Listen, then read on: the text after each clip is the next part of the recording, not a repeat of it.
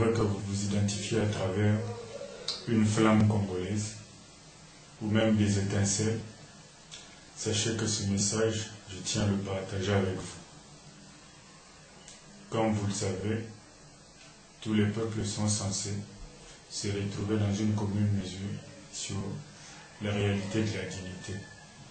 Et pour ce qui me concerne, il est plus que temps, profitant de cette année du cinquantenaire, il est plus qu'important pour nous de nous arrêter et de faire un bilan qui soit à la hauteur de nos missions essentielles, à savoir nos missions historiques. Comme nous le savons, nous vivons dans un espace Congo qui s'est fait une réputation de plus bouleversante, dans ce sens que cet espace regorge autant de richesses en tout point de vue, minéralogique, le dynamisme de sa population. Et par rapport à cela, une question demeure pertinente. C'est de savoir si nous avons été à la hauteur, de savoir si nous avons pu, ensemble, écrire les belles pages de cette histoire que mérite cet espace Congo. Et c'est comme ça que je me sens poussé à cet exercice de réfléchir à haute voix avec vous. Réfléchir à haute voix, pourquoi? Parce que la question qui demeure éminemment essentielle et urgente, c'est de savoir si, dans les 50 années passées, et même au-delà, c'est de savoir si nous avons été en mesure de résoudre l'équation de la dignité. L'équation de la dignité, qu'est-ce? Il y a des préalables. Tenez, pour cette année de bilan, qui n'est pas une exception pour le Congo, c'est vécu dans la plupart des pays d'Afrique noire, nous avons beaucoup plus remarqué cette propension à vouloir festoyer. Mais cela ne peut que se faire lorsqu'on a conscience d'avoir réalisé un travail digne. Nous avons essayé d'interroger quelques indicateurs sociaux, économico-politiques. Je prends ce qui me vient à l'esprit, premièrement, le domaine de l'alimentation. Au mois de juin, le rapport du PAM indiquait que 5 provinces, non les moindres, en République démocratique du Congo, souffraient de la famine.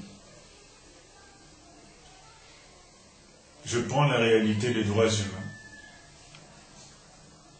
comme tout le monde le sait, et sous perfusion. Nous prenons la réalité des acteurs politiques à travers leurs ensembles, ces partis politiques. On se rend compte qu'il y en a une prolifération, près de 400. Pour quel résultat? Et on nous livre au quotidien un spectacle des plus infériorisants, où l'essentiel des activités de ces partis se résume à organiser des tournois de sport, relayant même, cherchant à remplacer le ministère qui en a la charge, je cite le ministère du Sport et Loisirs.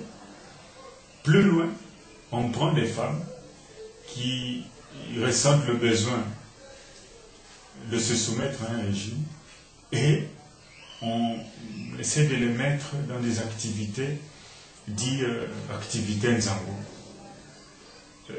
pour partager des moments de gaieté, tout en les détournant des missions essentielles dévolues à un parti politique. Je prends encore un autre exemple. Il s'agit de cette mémoire collective congolaise qui ne prend pas le soin de préserver ces éléments qui sont communs à tout peuple, où l'on se recherche de l'intérieur, où l'on cherche comme mission prioritaire d'identifier ce qui est important, c'est-à-dire ressortir au-dedans de nous la pleine potentialité c'est-à-dire avoir une perception à l'échelle communautaire, à l'échelle d'une société, ce qui est considéré comme une intelligence sociale qui continue à souffrir dans le contexte qui est le nôtre. Et c'est pour tout cet ensemble des éléments précités que je ressens la nécessité de nous inviter tous à faire le deuil de la médiocrité. Pourquoi le deuil de la médiocrité? Et par rapport à cela, l'urgence serait de livrer chacun de nous, l'ensemble des Congolais que nous sommes, d'ici et d'ailleurs, et nous livrer à la vérité du miroir. Comme vous le savez, le miroir a un double rôle. Le tout premier, c'est d'identifier tel que vous êtes. Et le second, c'est de chercher à atteindre l'image que vous voulez être. Et donc, par rapport à ça, c'est le temps pour nous de savoir capitaliser les évolutions. Puisque nous n'évoluons pas en vase clos, nous savons ce qui se passe ailleurs. Nous connaissons les prouesses des autres peuples. Mais tous les jours, il nous arrive de nous plaindre, de ne pas nous satisfaire de notre manière d'exister. Pour illustration, il y a un élément d'une grande curiosité que j'ai pu observer, et une bonne partie des Congolais en même temps. Il s'agit de la réalité des grands travaux, qui est aussi un registre très important pour nous évaluer par rapport à notre capacité de résorber nos problèmes dans ce secteur-là. Nous sommes en 2010.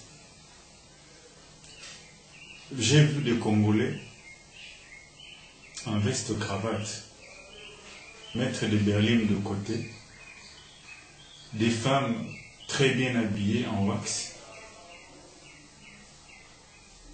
cependant avec un émerveillement enfantin au sujet des travaux de modernisation du boulevard. Je vais même plus loin, au-delà de mes 50 ans. Nous sommes autour de 1881-82, bien avant que le Congo soit disséqué, enfin, l'Afrique soit disséquée. Nous voyons Léopold II envoyer Stanley pour justement initier les premiers grands travaux d'Afrique centrale. Il s'agit, comme vous le savez bien, du premier chemin de fer d'Afrique centrale. On a retrouvé des autochtones sur place avec un émerveillement enfantin qui voyaient comment est-ce que Stanley et son équipe se débauchaient pour frayer à travers des grosses pierres un chemin de fer qui, jusqu'à ce jour, est d'utilité. Nous excusons nos ancêtres, ces autochtones trouvés autrefois, parce que c'était pour la toute première fois que, dans leur imagerie générale, s'introduisait la réalité des grands travaux.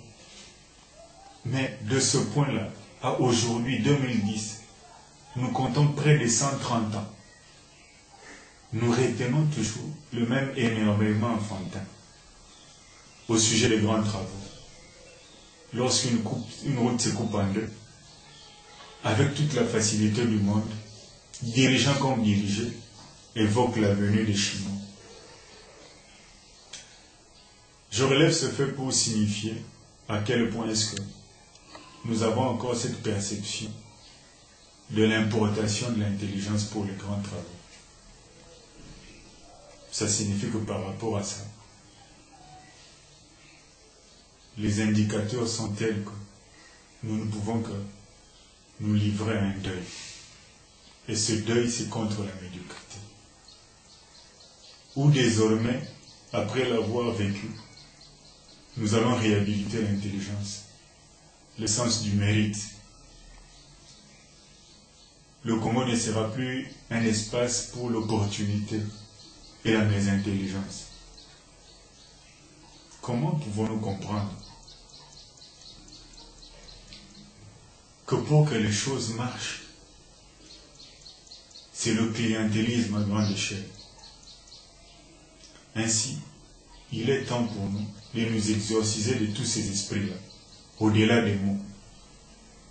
C'est comme ça que la recommandation, au-delà même l'interpellation, est faite à tout Congolais de ressentir la nécessité absolue de se présenter devant le tribunal de l'autocritique, de manière à militer pour une force de proposition véritable pour ce Congo qui doit se construire. Comme nous le savons, notre infériorisation, notre médiocrité engendre des frustrations autour de nous.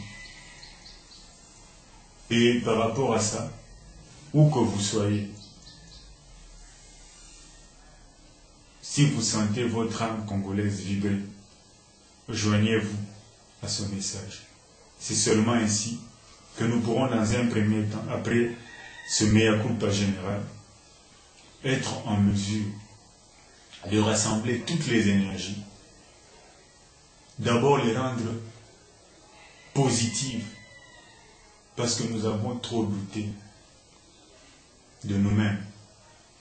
Et c'est par rapport à ça que nous allons constituer une plus grande banque des énergies des Congolais, les énergies positives, pour provoquer l'avènement d'un changement. Il est temps, plus que temps, de voir l'opinion publique congolaise s'emparer de la pensée créatrice, de la pensée réparatrice, de la pensée transformatrice. Nous en avons besoin.